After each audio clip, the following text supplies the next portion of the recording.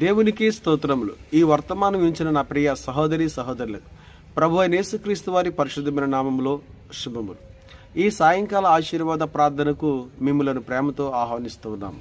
ఈరోజు వాక్యాంశం, లేవనెత్తే దేవుడు మన మధ్య ఉన్నాడు. వాక్య భాగము మార్కు సువార్త 1వ అధ్యాయము 31వ వచనం. దేవుని వాక్యాన్ని చదువుదాం. ఆయన ఆమె దగ్గరకు వచ్చి చెయ్యి పట్టి ఆమెను లేవనెత్తెను. అంతటా జ్వరము ఆమెను వదిలేను గనుక ఆమె వారికి ఉపచారము చేయసాగాను. ఆమేన్. ప్రియ సహోదరి సహోదరులరా, జీవితంలో చాలాసార్లు మనం పడిపోతూ ఉంటాం. బాధల్లోనూ, శోధనలోనూ, సమస్యల్లోనూ, ఆర్థికపరమైన బాధల్లోనూ, పాపములోను, వ్యసనాలలోనూ, అవిశ్వాసములోను, భక్తిహీనతలోనూ మనం పడిపోతూ ఆ పడిపోవడం ద్వారా అనేక బాధలు అనుభవిస్తూ, శోధనలు అనుభవిస్తూ మన ముందు అనేక ప్రశ్నలు పెట్టుకొని ఉంటాం.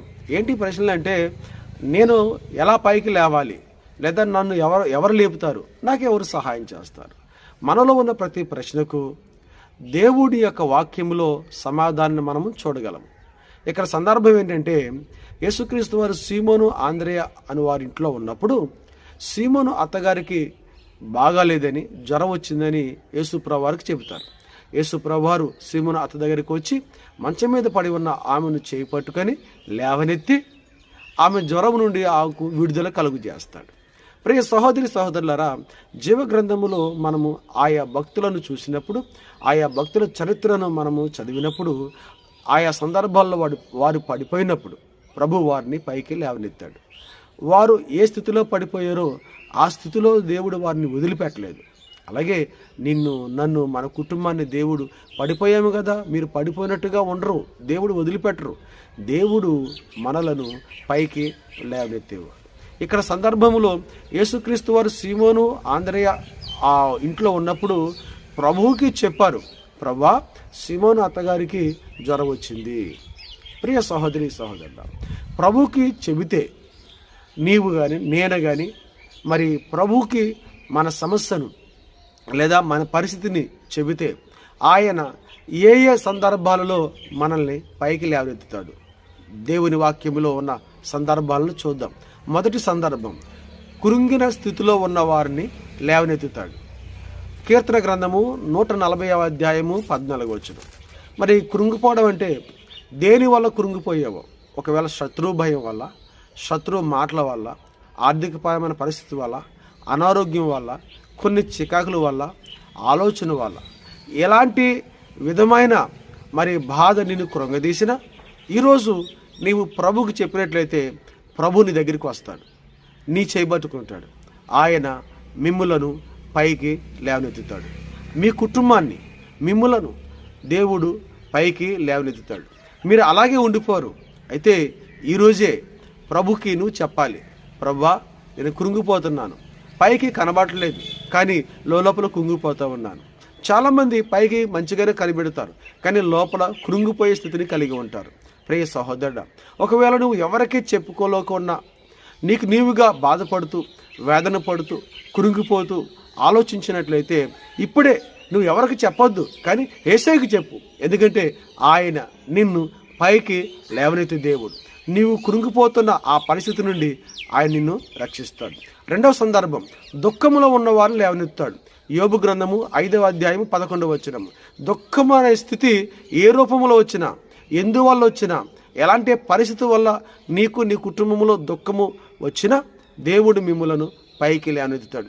అయ్యో, ప్రభువుకు నువ్వు చెప్పు, ప్రభా, పల్లా శోధన వల్ల నాకు దుఃఖం వచ్చింది, ఇదిగో ఈ ఆలోచన వల్ల దుఃఖం వస్తుంది, ఇదిగో ఈ భవిష్యత్తు భయం వల్ల దుఃఖం వస్తుంది, నాయన ఆర్థికపరమైన స్థితి వల్ల దుఃఖం వస్తుంది, అనారోగ్యం వల్ల దుఃఖం వస్తుంది, ప్రభా మీరు చూడండి ప్రభు, మీకు తెలుసు కదా ప్రభు అని నీవు ప్రభువునకు ప్రార్థన రూపంలో చెప్పినట్లయితే ప్రభు ఇప్పుడే నీ మధ్యలో ఉంటాడు, నీతో ఉంటాడు, నువ్వు ఉన్న ప్రాంతానికి వస్తాడు, నీ చేయబట్టుకుంటాడు, నీ దుఃఖ స్థితిని ప్రభు తొలగిస్తాడు. ఆ స్థితిలో నుంచి నీవు పైకి లేవనెత్తబడతావు. మూడవ సందర్భం, దరిద్ర స్థితిలో ఉన్న వారిని దేవుడు లేవనెత్తుతాడు. కీర్తన 113:8. దరిద్ర అంటే లేమి స్థితిలో ఉన్నవారిని, ఆహారము కొరకు, వస్త్రాల కొరకు వారు కష్టపడుతూ ఉన్నవారిని ప్రభు అదే స్థితిలో ఉంచాడు.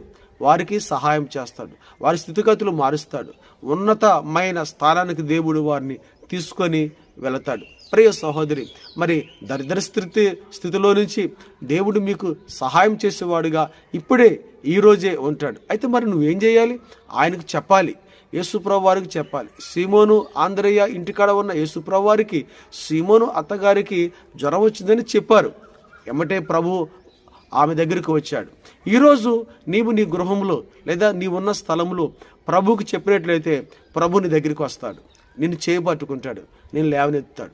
అది నీ జీవితమైనా, అది నీ కుటుంబమైనా, అది నీ పరిస్థితి అయినా, ఎలాంటి మరి మనుషులు నీ ముందు ఉన్నా సరే దేవుడు వారందరి ముందు నీ దరిద్ర స్థితి నుంచి నిన్ను పైకి లేపి ఉన్నతమైన స్థితిలోనికి ప్రభు నిన్ను తీసుకొని వెళతాడు.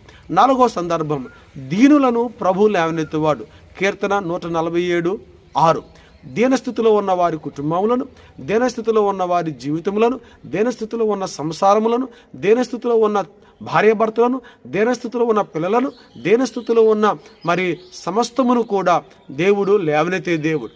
మరి అలా దేవుడు నిన్ను లేవనెత్తాలంటే మరి నువ్వేం చేయాలి? ప్రభునకు చెప్పాలి. ప్రియ సహోదరి సహోదరుడా, మరి ప్రభునకు చెబుతావా? ప్రభు నీ మధ్యలో ఉన్నాడు, నీతో ఉంటాడు, ఆయన నీకు సహాయం చేస్తాడు. ఇప్పుడే నువ్వు ప్రభునకు చెప్పు, ఆలస్యం వద్దు. ఇదే అనుకూల సమయం. ఈ సమయంలో దేవుడు తనతో చెప్పమంటున్నాడు.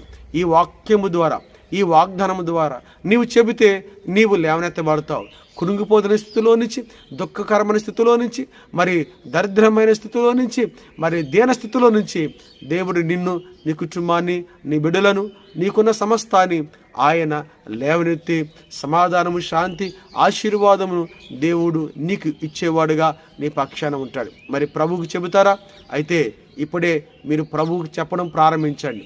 అలాగూ దేవుడు మిమ్ములను లేవనెత్తునుగాక. ఆమేన్. తండ్రి, మీకు వందనాలు.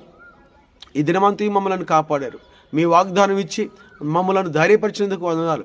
ఇప్పుడే మేము ప్రభు మా స్థితిగతుల గురించి మీకు చెప్పడానికి ఇష్టపడుతూ ఉన్నాం. ప్రభా, ఈ దినమంతా మమ్మల్ని కాపాడి మాకు ఇచ్చిన ఆరోగ్యాన్ని బట్టి, ఆయుష్ని బట్టి వందనాలు. ఈ రాత్రి మంచి నిద్ర, ఆరోగ్యం దయచేయండి. యేసయ్య నామములో ప్రార్థిస్తున్నాము తండ్రి. ఆమేన్.